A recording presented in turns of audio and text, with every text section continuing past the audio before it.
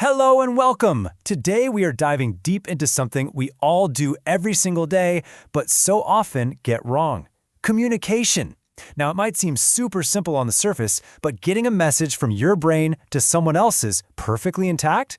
Well, that's a true art form. So let's get into it, how it's supposed to work, and all the ways it can fall apart. I mean, you know the feeling, right? You've been there.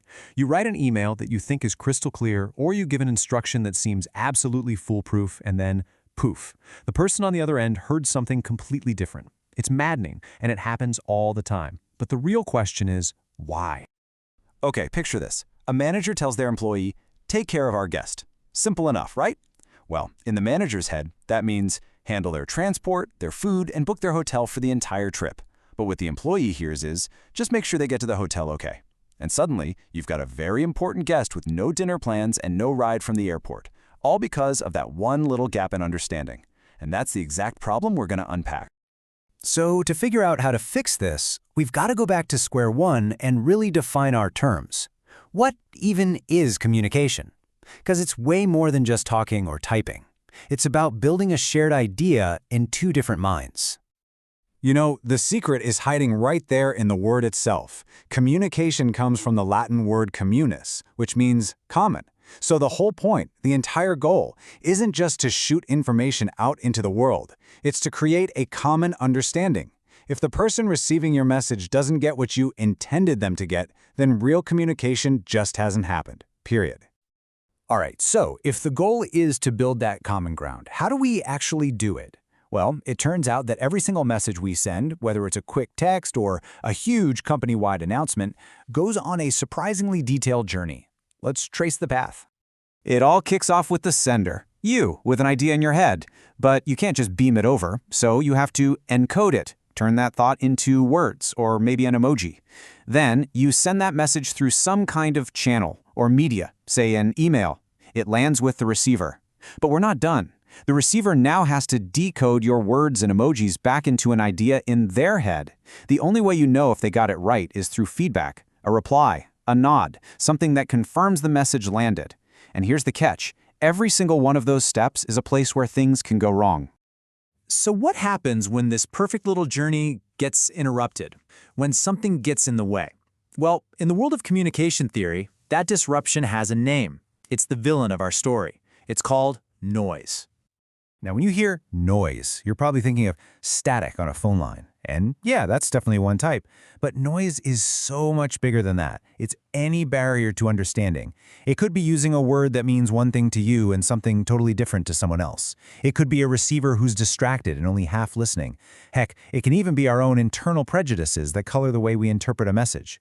The key takeaway is this: noise can attack the message at any point in its journey. Okay, so we've got the theory down. Now let's apply this to the real world, specifically inside a company. In any organization, messages tend to travel on two main highways. First up, let's talk about the official, structured highway. Think of formal communication as the official plumbing of a company. It's designed to follow the org chart. It can be vertical, like your boss giving you a directive, or you sending your weekly reports up the chain. Or it can be horizontal, like the head of marketing and the head of production getting together to coordinate a new product launch. This is the stuff that's official, documented, and on the record. And even within this official system, information flows in different shapes. You've got the single chain, which is your classic top-down military-style command. Then there's the wheel, where one person is the central hub that everything flows through, perfect for a project manager keeping things coordinated. And finally, you have free flow, where everybody can talk to everybody else. This is what you want for a wild brainstorming session where you need ideas to fly.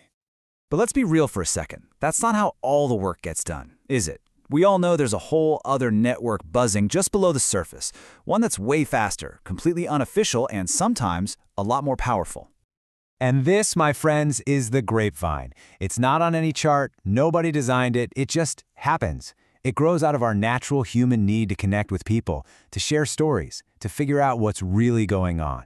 It's the talk at the water cooler, the rumors about a big change, the DMs between work friends. It follows friendships, not job titles. So let's put these two systems side by side. On one hand, you've got formal communication. It's slow, it's careful, but it's official and usually accurate. On the other hand, you have the grapevine. It is lightning fast and super flexible, but the message can get twisted along the way, and that's how rumors are born. Neither one is inherently good or bad. They're just two different systems that exist in every single organization. Now, it's tempting to think the grapevine is just total chaos. But no, researchers have found it actually follows predictable patterns. You've got the single strand, which is literally the game of telephone we all played as kids. There's the gossip network, where one person acts like a broadcaster, telling everyone they can. Then there's probability, where it just spreads randomly. But the one you see most often by far is the cluster network. And this is key. This is where one person tells a few people they trust, then each of those people tells a few people they trust. It's how information really gets around. So, why does any of this matter? Because communication is not some fluffy, nice-to-have soft skill, it's the engine oil of an organization. As the saying goes, when communication stops, everything else just grinds to a halt. You can't lead, you can't make decisions, you can't coordinate anything without it. It's everything. And that brings me to one final thought I want to leave you with. For decades, managers have seen the grapevine as an enemy, a source of nasty rumors that needs to be stamped out. But what if that's totally the wrong way to look at it? A really smart leader understands its power.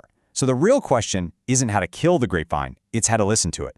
Is it really a threat you need to manage, or is it one of the most powerful tools in your organization that you're just not using yet?